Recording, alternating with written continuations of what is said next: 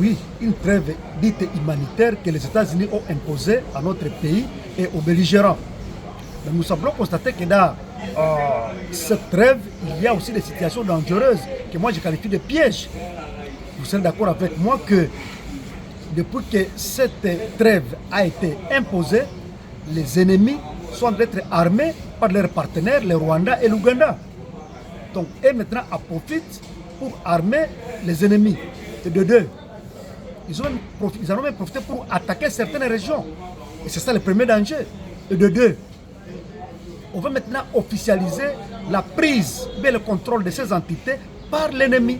Puisque maintenant l'ennemi est en train de dire que non, on a demandé que la population rentre, me rencontrer pour que je puisse administrer cette population-là. Comment on peut laisser une population à la merci d'une rébellion qui n'a ni loi ni constitution?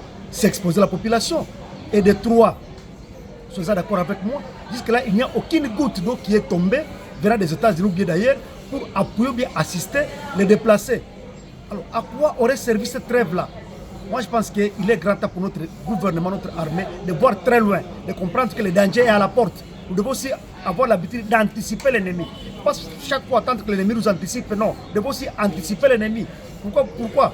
Puisque quand lui est en train de s'armer, effectivement, nous aussi on est en train de se préparer, nous devons être plus forts. Donc c'est ça ma recommandation. Notre gouvernement doit comprendre que cette trêve doit être humanitaire, comme on a semblé le dire, mais c'est un danger qui est là. Nous devons voir comment nous comporter pour éviter de tomber dans ce danger-là. Le gouvernement est en train de se comporter à conséquence. J'ai semblé apprendre que le commandant Sego, le général, le commandant Sego de nos FARDC, le général Chaligonza est déjà à Beni. Je pense qu'il est là pour ce travail-là. Et nos militaires doivent savoir que la population est derrière eux. On ne peut pas laisser notre pays être pris par des gens qui veulent venir nous dominer. Non, nous avons l'obligation avec nos FARDC de bouter hors d'état de nuire ces ennemis-là. Et c'est très important. En tout cas, merci beaucoup.